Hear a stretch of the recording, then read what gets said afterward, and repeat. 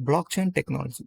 A blockchain technology is similar to a database, but better. Database stores a large volume of data electronically on a computer on a servers made up of powerful computers.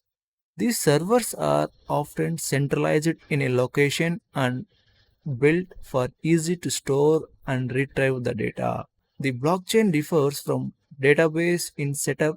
Unlike a database, the blockchain is a decentralized public ledger.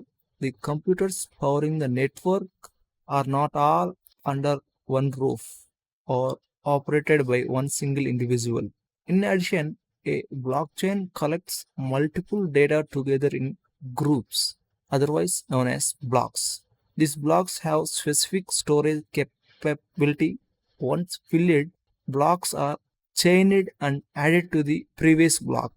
Okay, the data is known as block of chain or the blockchain. In case of Bitcoin, the blockchain stores every Bitcoin transaction initiated on the network.